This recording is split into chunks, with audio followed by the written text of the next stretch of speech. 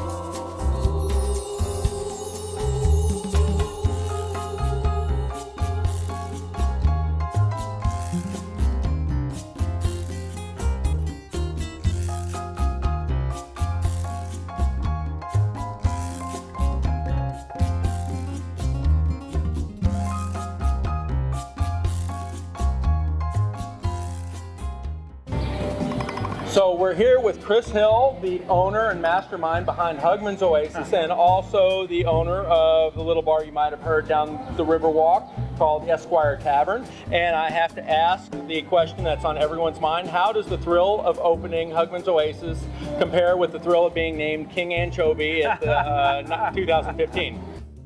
Okay, time out. For any of you who are not San Antonio natives, you're probably wondering right now, what the heck is King Anchovy? King Anchovy is the reigning monarch of Coronation, which is a big part of Fiesta, a big, huge, enormous festival that totally engulfs San Antonio every year.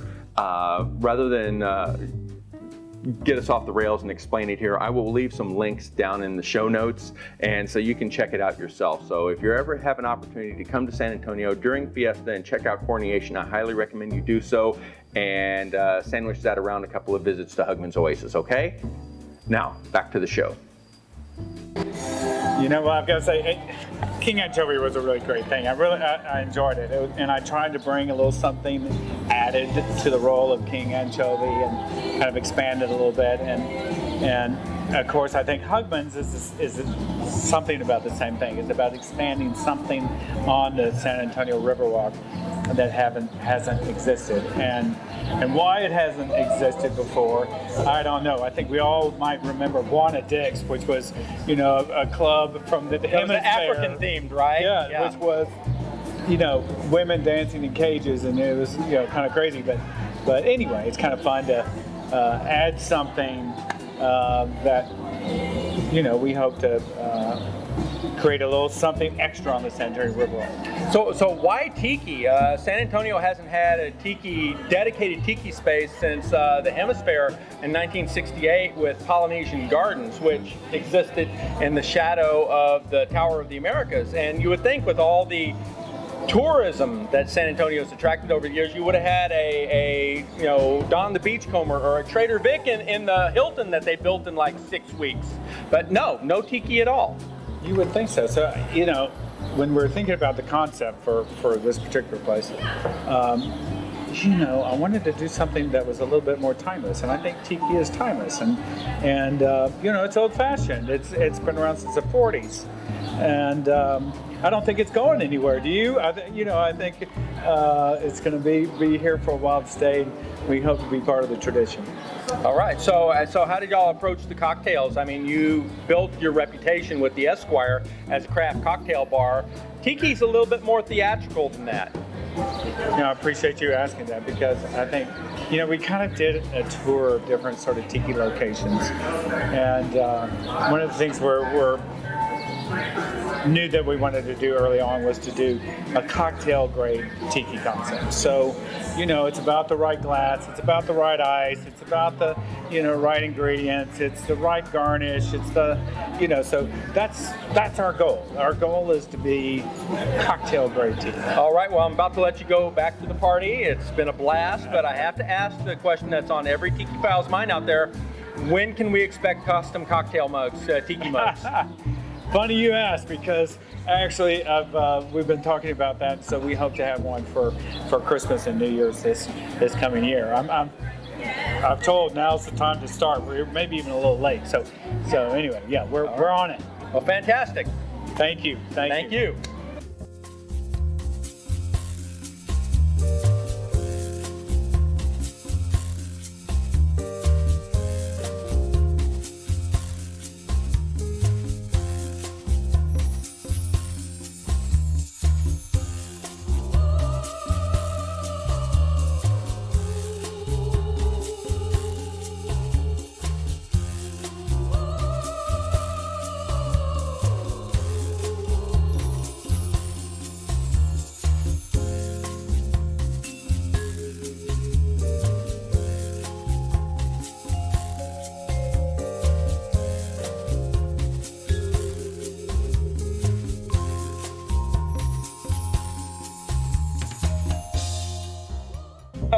All right, we are here with the legendary Bamboo Ben and his son Blake, who put together Hugman's Oasis right here. And what number of tiki bars is this for you at this point? This one is 41 or 2, and we're on 43 now. 40. And how many home tiki bars, private tiki bars? Countless. Countless. So they're closing in on the century. This is the 100th tiki bar Bamboo Ben has ever done. You heard it here, folks, right here. So I wanted to ask you, how does the space that's available when you do a tiki build influence the bar that you do? Because almost everything you do is different. I mean, it's not like cookie cutter, we're going to do this and this and this and this. You always customize everything. We definitely make everything different, for sure. We usually come for a meeting and see the space and sit down with the owner and say, what do you want? And you go top, we want this, that, put it together. Bam, done, right? You? How many have you been involved in? Since Tiki Cat. Tiki Cat? Yeah, since Tiki Cat. So probably about 10 or 15 around there, commercial and residential as well. Okay. So have y'all ever had one that was as physically taxing as this one? This one? Yeah, you're the one doing all the lifting. Yeah, no, I'm the back. So he's pulling buckets of water out of the river for mixing cement. Are we allowed to say that? Yeah. The stairs gone missing and this and that, loading all the bamboo down from up there. Yeah, there was no parking a block down, so all the wood, everything, we had to haul it all by hand, all the way down the block, getting yelled at by all the bystanders and whatnot. So how did y'all like the dry heat of San Antonio? Not bad, I dig it. It reminds me of Puerto Rico. Yeah. It's all good. You can swim to work. It's good. It's not bad. It's not bad, yeah. We're from California. It's a desert, so to us it's like working in Hawaii or something. It's good. Like I always tell people, if you didn't have a calendar where we're from, you wouldn't know what day or time or anything, what anything is. So yeah, it's all good, man. So how do y'all feel about the finished product here, Hugman's, once it all came together? Because y'all were racking up some frequent flyer miles. Y'all were here for a couple of weeks, then had to depart for a couple of months, then come back and pick it up. Is that normal for a tiki build? We work so fast that we always chase the contractors. So if they don't get the electrical done, we got to split. We got to do electrical. We got to come back and cover it up. So a lot of times that's the way we work. Yeah, sometimes you go back and forth. Tiki Cat, we did it all the way through because we're working with them. All the way through the build. Here they had other stuff going on. There's 3 different things going on as we were doing the basement as well. So we had to come back a few times. All right. Yeah. Well, what's y'all's next project? What do y'all have going on next? We might be doing one here in Rockport, Texas. Rockport on the coast. But it's a home bar. It's a home bar. Residential. Rather large home bar. Well, we're going to have to make some friends, aren't we? I think we will. They're sitting right over there. Absolutely. That sounds great. All right, you heard it here. Okay, well, I'm going to let you two get back to the party. Thank you very much for sitting down with us. Thank you. And it's fantastic work, gentlemen. Well, Jamie, awesome. Thank you, brother. Right on.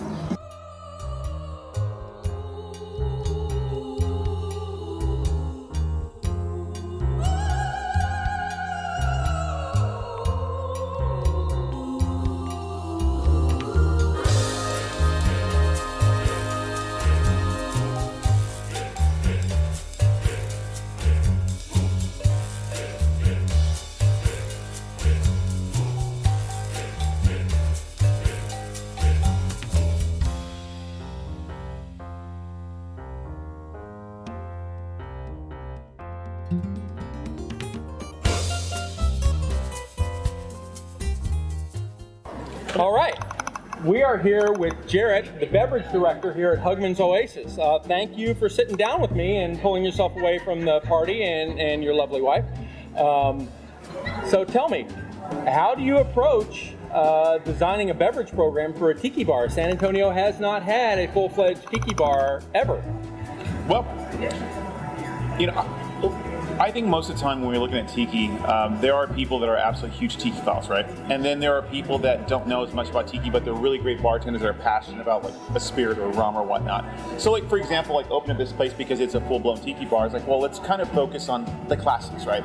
So 85 to 90% of what we do right now on our menu that's coming out is going to be very classic driven with a very small menu part that's going to be house cocktails. And the reason for that is because there are some people that have not done tiki, but they're really great bartenders. They're great. They're all about service. They're huge. They have a huge understanding about how to service a guest and making sure people have a great experience. But they want to learn about tiki. So what better way to teach people about tiki than to start out with a very classic menu? Your Mai Tais and your painkillers Correct. and your jet pilots and all the classics. Correct. Yeah, it's well because you came from the Esquire, right? That's Yes. You involved? Okay. Which is a craft cocktail bar, legendary here in San Antonio, and talk to a lot of people. Tiki was the original craft cocktail with the fresh juices and the spirits and the syrups and all that. And also, just to, like a lot of people don't know, today I literally posted how the first actual tiki drinks in San Antonio were at the Esquire Tavern in 2011. We had about 2 to 3 different tiki drinks on the menu. The Mai Tai was one of our first tiki drinks we had, so we had tiki mugs, and I had a friend of mine who's helping me manage. His name is Adrian, and he lived in New York, and he was a huge tiki file. So he's like, let's put a couple of tiki drinks on the menu. So the first tiki in San Antonio was done at the Esquire. I mean, it wasn't full-blown tiki, but it's like, hey, here's a couple of tiki drinks. Right. So, 10 years later, here we are. Here we are. Yeah. So we got plans in the future once your bartenders get acclimated and you have everything running like a well-oiled machine. We're going to get some originals. Yes. Some add to the tiki canon. My goal is I want to really focus on cocktails that are very quintessential San Antonio, using flavors that are that you might find anywhere in the cocktail world that are very locally sourced stuff. Anything for we currently have a drink on the menu right now with pastor. So it's a pastor syrup and that we use with reposado, tequila, and whatnot. So that's very regional. That's very North Mexico, very South Texas. I'd like to explore that a little bit more and bringing some flavors that we associate here in South Texas in the tiki world. Fantastic. All right, sir. Well, I will let you get back to the party. Thank you for sitting down with me. Thank you very much. I'm enjoying my Negroni. Salud. Excellent.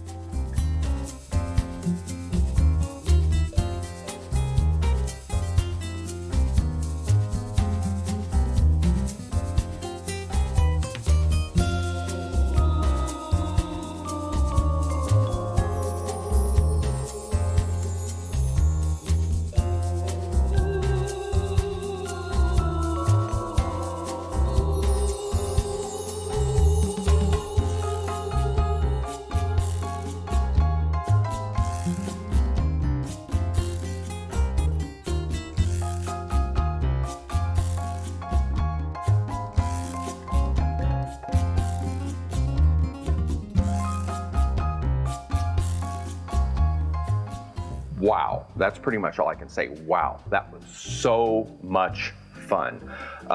Hugman's Oasis was a fantastic experience. Sensory overload. It was immersive. I have so many thoughts. The longer I get away from it, the more distance I get, the more impressed I become with the design and the layout and the work done by Bamboo Ben and his son Blake. It's a completely immersive experience. It's a fairly small bar. It's not a huge bar by any means. There's the deck area outside is more than double the total interior space, but they've really effectively used what was available to them in the interior, and I think they've done a marvelous job. It's very intimate, it's very cozy. I think it can be potentially a really great neighborhood bar and develop a lot of local regulars. It was a soft opening, and their official opening is May 7th, I believe, May 7th of 2021. And they got some kinks to work out. One thing that I noticed was that the drinks were really inconsistent. They need to work on that and get that dialed in. But you know what? I'm not concerned about that. The team behind the Esquire Tavern is running the bar program, and tiki cocktails are really complex and very nuanced. And it takes a while to get the hang of it and get them dialed in, especially if you're not coming from a tiki background. And so I expect that the variations and the variants and a little bit of offness to the cocktails will be dialed in very quickly. And so I'm not concerned about the cocktails. The one complaint that I had, you probably couldn't hear, or maybe you could, is that their music selection needs some serious work. I heard occasional surf music, I heard occasional reggae music, but the vast majority of the sound pumping through their system was late 70s, early 80s pop rock. I'm sorry, I love ELO, I like me some Fleetwood Mac, but they have no place whatsoever in a tiki bar. Neither do the Pet Shop Boys, neither does Roxette, neither does the little hummingbirds that are fighting right over there. A tiki bar needs to be immersive, and I think the owners and the management of Hugman's Oasis got that message. But for anyone else out there just kind of scratching your head saying, what's the big deal?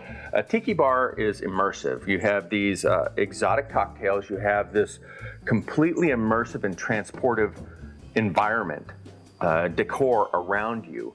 And so the last thing you need is David Lee Roth singing Everybody Wants Some to take you away from that tropical paradise and put you back into the modern era. And I understand that a bar owner might be reluctant to go full on Exotica, which can be mellow and relaxing and reduce the energy in a room, but you don't have to go with Exotica. There are a lot of valid options for tiki music, and I might even do an episode on this, but obviously there's Hapa Hali, which was the original tiki music because Exotica didn't exist for 20, 30 years after Don Beach had opened the first Don Beachcombers. But you can do anything that is of an era and will transport someone back to that era. You can do Rat Pack, you can do Bossa Nova, you can do Esquivel and his surreal lounge. You can go with lounge music. There's a lot of popular lounge going on right now. Beyond that, you can go to native artists, indigenous artists, contemporary artists. Hawaii has produced a vibrant music scene of late, and not just the island reggae sound that's there. But you can go to the native stuff like the Brothers Casimiro, and there's a lot of native groups and they have upbeat, up-tempo, energetic stuff that would work really there. The group Te Waka out of New Zealand, which was the inspiration for a lot of the music from Moana, and they're actually featured on the soundtrack, have some incredible modern sounds that are definitely transportive and take you to Polynesian paradise. Calypso is a fantastic alternative. And Calypso is more than just Harry Belafonte. You've got Lord Flea, you've got the Mighty Sparrow, you've got Calypso Rose, you have Lord Invader, you have dozens upon dozens upon dozens of really excellent Calypso to choose from. Heck, if you want to stay in North America, you can go with Robert Mitchum, the actor, who cut a Calypso album, which is surprisingly good. Go figure. Maya Angelou has a great Calypso album. Blows people's minds to find that out, but she really does. You can go with Latin jazz. You can go with Cuban big band. You can go with Edmundo Rus. You can go with Xavier Cugat. You can go with Desi Arnaz, who's got a great oeuvre of music. There is so many opportunities to create an energetic and exciting and vibrant playlist that doesn't rely solely on exotica, that still conveys the whole tiki escapist transportive vibe. And I really hope that they take that to heart and put as much effort into their playlist as they obviously did in building out this spectacular tiki bar that is the first permanent tiki bar San Antonio, Texas, despite all of its history of a tourist destination, the first permanent tiki bar San Antonio has ever had. And that's saying something, and I'm really excited to see where they take Hugman's Oasis, because really, it has the potential of being one of the top 10 tiki destinations in the country. And I'm not saying that because I'm local and into hyperbole, but oh my goodness, it was a lot of fun, and I'm really, really looking forward to seeing what comes next. So, until next time, from the Lagoon of Mystery or Hugman's Oasis, aloha.